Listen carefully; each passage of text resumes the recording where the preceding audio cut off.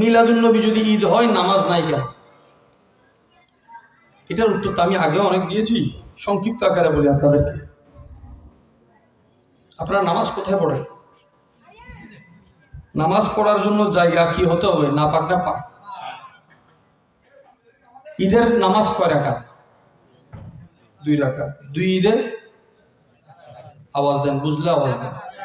প্রশ্ন যখন আপনাদের, এখন আপনাদের দায়িত্ব বেশি। 2 ঈদে নামাজ কয় রাকাত? আচ্ছা, নামাজ পড়ার জন্য যদি কোনো জায়গায় না থাকে, নামাজ কোথায় পড়বেন? নামাজ আগে পড়া হয় নাকি পড়ার জন্য জায়গা আগে নির্ধারণ করা হয়? আপনারা ঈদের নামাজের আগে ঈদের জামাত কোথায় হবে, কয়টায় হবে বলেন না?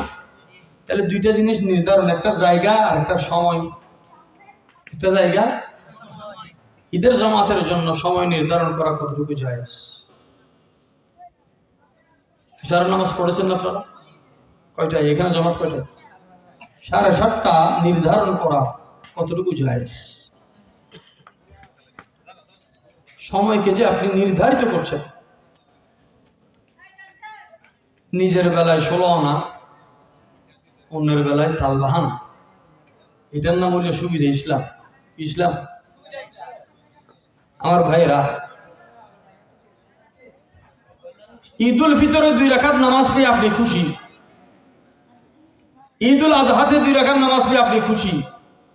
দিনে যে 5 ওয়াক্ত নামাজ আপনি করেন, এই 5 ওয়াক্ত নামাজ কোন ঈদে পেয়েছেন? আকল থাকতে হবে। আপনি যদি 2 রাকাত নামাজের দিনকে ঈদ বলেন, তাহলে দিনে যে 20 রাকাত বিতির সহ ফরজ ওয়াজিব, 20 রাকাত সুন্নত, 20 কত? 40কে 2 দিয়ে ভাগ করেন। 2 রাকাতে 1 ঈদ পাইলে এখানে কয়টা ঈদ? ডেলি 20টা ঈদ। সুবহানাল্লাহ।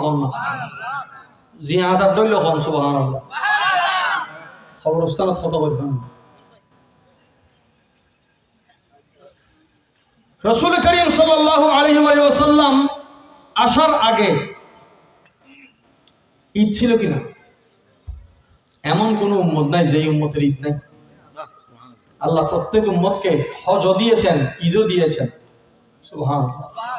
হজও দিয়েছেন, কিন্তু সব ঈদে নামাজ দেয় নাই। আরো সহজ এবং গুরুত্বপূর্ণ কথা বলি, এই পয়েন্ট সারা জিন্দেগি না মানলে লানতের মালা, আর বুঝলে তো আল্লাহ তওবার দরজা খুলে দিয়েছে। সেটা হচ্ছে, পৃথিবীর কোন জমিনে কোন মানুষ ঈদের নামাজ নয় ফরজ নামাজও পড়তে পারে নাই। এই জমিনকে আল্লাহ নামাজের উপযুক্ত করেছেন মিলাদুন নবী দ্বারা। 2 রাকাত নামাজের দাম বেশি হয়েছে নাকি মসজিদের দাম বেশি হয়েছে? এই মসজিদ, এই জমিন না থাকলে কোথায় পড়তেন? জমিনকে নামাজের জন্য পাক করা হয়েছে মিলাদুন নবীতে। এটা পাক না হলে 2 ঈদের নামাজও 2 রাকাত পাইতেন না, 2 ঈদও পাইতেন না।